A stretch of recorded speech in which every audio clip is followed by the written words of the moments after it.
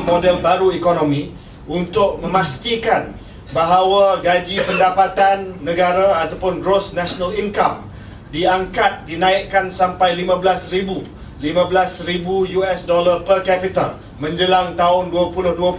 Kita nak kena pastikan bahawa kenaikan dalam gross national income ini dicerminkan ataupun is reflected dalam gaji yang didapati oleh pekerja-pekerja, majoriti pekerja di Malaysia.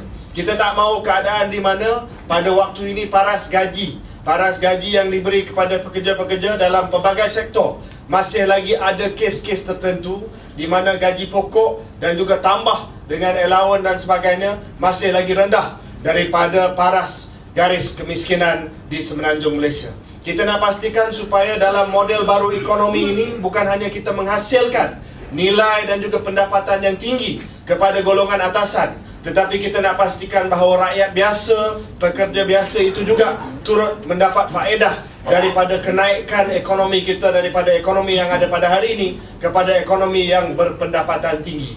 Ini selaras dengan tuntutan kerajaan, dengan tuntutan Perdana Menteri sendiri untuk kita melahirkan masyarakat yang adil, yang mana social justice ataupun keadilan sosial itu diletakkan sebagai satu keutamaan dalam merangka dasar dan strategi kerajaan. Oleh sebab itu saya telah sebut bahawa isu gaji minimum, dasar gaji minimum ini bukan hanya setakat satu dasar ekonomi tetapi satu moral obligation, satu tuntutan moral bagi kerajaan untuk memastikan bahawa pekerja-pekerja di Malaysia ini dapat melihat satu penyelesaian kepada masalah yang selama ini tidak dapat diselesaikan oleh pasaran.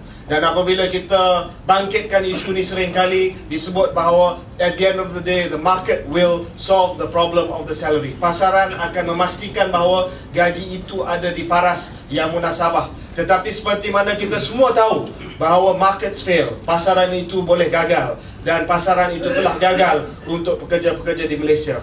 Bahawa 35% rakyat yang terdiri dari kaum pekerja di negara ini dibelenggu kemiskinan. Berlaku berpandukan kepada petanda ini, jelas bahawa gaji minimum akan menjurus pada pembasmian kemiskinan yang sudah tentu menjadi matlamat kerajaan. Kadar anjakan gaji, wage increase, bekerja di negara ini hanya menunjukkan 2.6% bagi tempoh 10 hingga 15 tahun yang lalu. Jauh ketinggalan kiranya dibandingkan dengan peningkatan kos sara hidup yang mendadak. Masalah gaji yang rendah juga menjadikan fakta utama penghijrahan tenaga mahir ke luar negara. Sebagai contoh yang terdekat di selatan Semenanjung, seramai 400,000 rakyat Malaysia bekerja di Singapura, dan dari jumlah tersebut 150,000 berulang-alik dari Johor Bahru ke Singapura. Jumlah ini tidak termasuk yang bekerja di Timur Tengah atau negara lain. Bagaimanapun masih terdapat pekerja yang tidak mampu untuk menyiarah kehidupan seharian mereka dengan sempurna. Berdasarkan Gajian Guna Tenaga Kebangsaan 2009 oleh Kementerian Sumber Manusia, terdapat lebih kurang 34% pekerja di sektor swasta memperoleh pendapatan kurang daripada RM700 sebulan.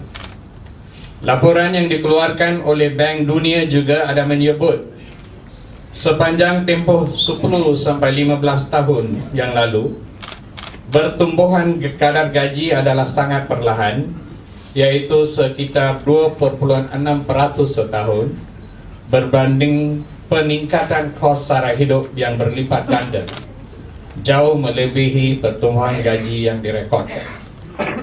Peningkatan yang tidak setara ini menunjukkan bahawa kuasa pasaran tidak berfungsi dengan sempurna dan terdapat ketidakimbangan dalam pasaran buruh khususnya penawaran dan permintaan tenaga buruh dan upah.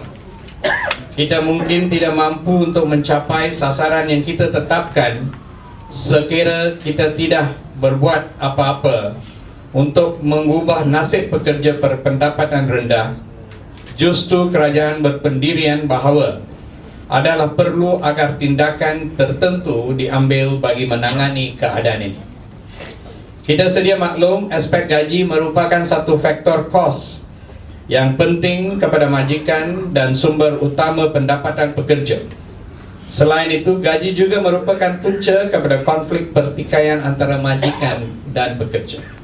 Maka tidak hairanlah mengapa isu berkaitan gaji sentiasa menjadi fokus utama dalam perbincangan mengenai pengurusan sumber manusia dan pertumbuhan ekonomi. Banyak pihak mewar-warkan pelaksanaan gaji minimum sebagai penyelesaian kepada isu ketidakseragaman pengagihan pendapatan. Pertubuhan Antarabangsa, Buruh Antarabangsa atau ILO telah menggariskan bahawa pelaksanaan gaji minimum merupakan salah satu elemen yang perlu adalah usaha sebuah negara untuk membasmi kemiskinan. Selain itu, ia juga menekankan kepada pentingnya penetapan gaji minimum memberi perlindungan sosial yang sewajarnya kepada seseorang pekerja. Pada hari ini, lebih daripada 90% negara di seluruh Indonesia telah melaksanakan gaji minimum. Dalam konteks Malaysia, objektif pelaksanaan gaji minimum adalah bertujuan untuk memastikan pekerjaan menerima gaji yang berpatutan, mengelakkan eksploitasi majikan, meningkatkan kuasa beli pengguna, menggalakkan pelaburan dalam teknologi yang lebih tinggi, meningkatkan produktiviti pekerja, dan mengurangkan kebergantungan kepada pekerja asing.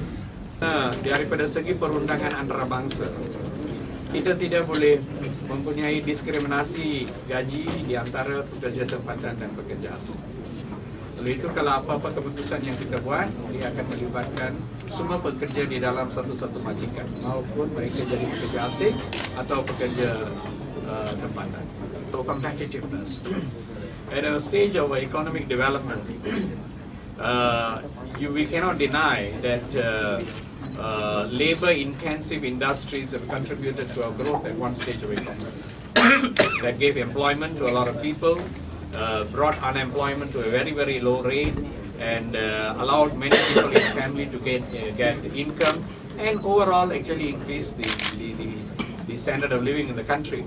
But of course, every country goes through phases of economic development. We are fast through one phase. We are now going to another phase. So when we are coming to this phase, then we are faced with a situation where maybe whatever situation which was okay for the past might not be good for the present time. So this is a time in which we are looking at it again and seeing how we can come at it.